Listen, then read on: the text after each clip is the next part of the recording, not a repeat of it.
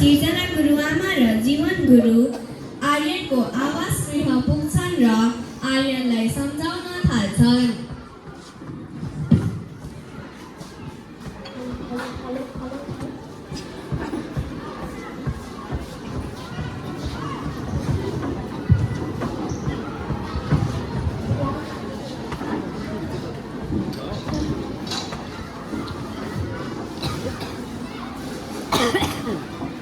दाई, हजुर गुरुआमा।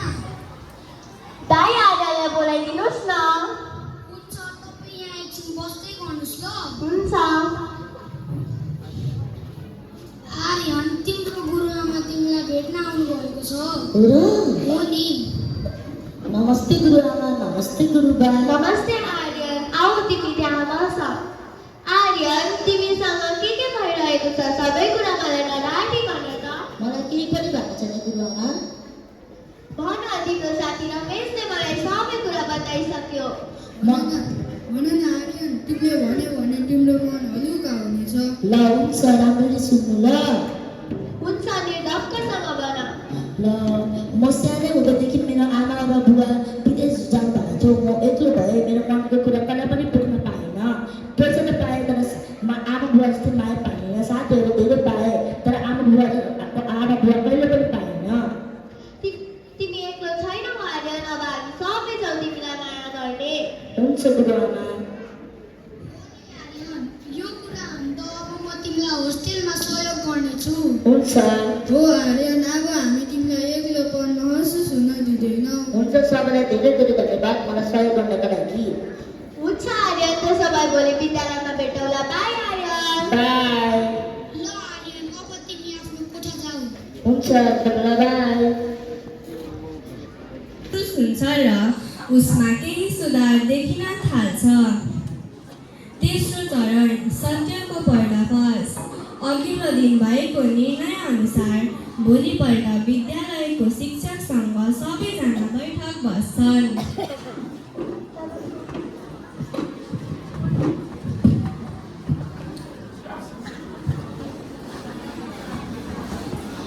गुरुआमा, तपाईँलाई एउटा सानो कुरा भन्नुपर्ने थियो।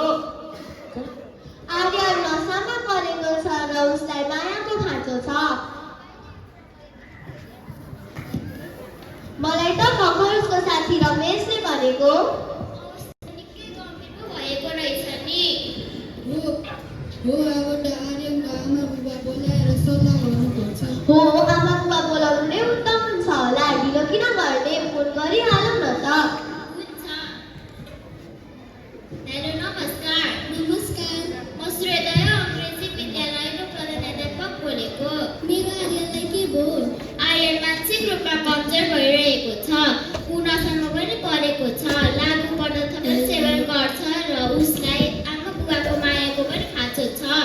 म त उसको भविष्यका लागि काम गर्न आएको थिएँ, तर उसको हालसम्म मरिहाल्छु। हो, हामी तुरुन्तै विदेशबाट फर्किहाल्छौँ।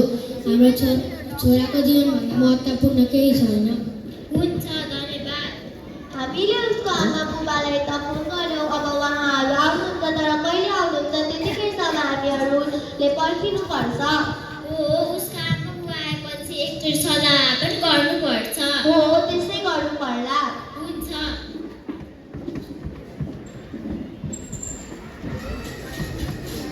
छोराको खबर सुनेपछि आर्यनका आमा बुवा केही दिन पश्चात स्वदेश फर्कन्छन्। यो कुरा आर्यनलाई थाहा हुँदैन। आर्यन सधैँझै आवास गृहको एकान्त कोठामा बसिरहेको हुन्छ। त्यहाँ उसका आमा बुबा आइपुग्नुहुन्छ।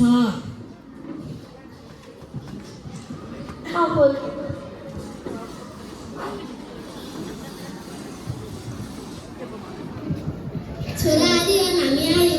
आमा बुबा तपाईँहरू यहाँ? हो बाबु, हामी विदेशबाट सिधै तिमी कहाँ आयौ? साँच्चीकै तपाईँहरू यहाँ? मलाई त यो सपना जस्तो लागेको छ। आमा बुबा। बाबु, हामीले तिमी एक्लो रहिरहेको छौ भन्ने कुरा सुनेर हामी तुरुन्तै फर्कियौँ। तपाईँहरू देखेर म धेरै खुसी भए तर मेरो मनभित्र धेरै पीडा छ।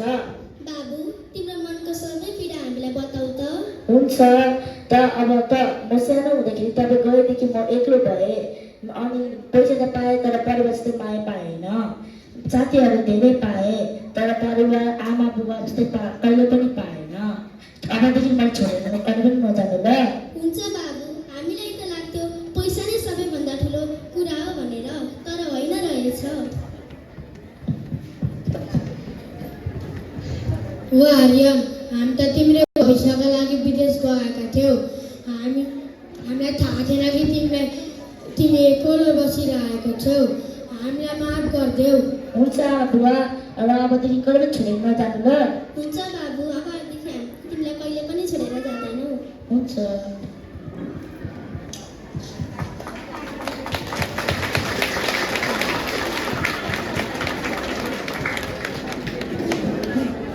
आमा बाबाको उपस्थितिले आर्यनको व्यवहारमा धेरै सुधार देखा पर्छ। चौथो चरण अदृश्य नाउ। दृश्य साँझपख। आमा बुबा फर्किए पनि आर्यन भित्रभित्रै घाइते नै छ। आर्यन एउटा हातमा फोन लिएर धुम्रपान सेवन गरेर बसिरहेको बेला उनकी आमा अचानक कोठामा आइपुग्नुहुन्छ। छोरा आर्यन, हातमा के हो? केही पनि होइन। केही त छ तिम्रो हातमा, देखाउ न देखाउ। केही पनि छैन। देखाउ न। तिमी त धुम्रपानको पो सेवन गर्दै रहेछौ। अस्ति मलाई तिम्रो गुरु आमाले पनि भन्नुहुँदै थियो, तर मैले अरूको कुरामा विश्वास नै गरेको थिइनँ। आज त आफ्नै आँखाले देखेँ त।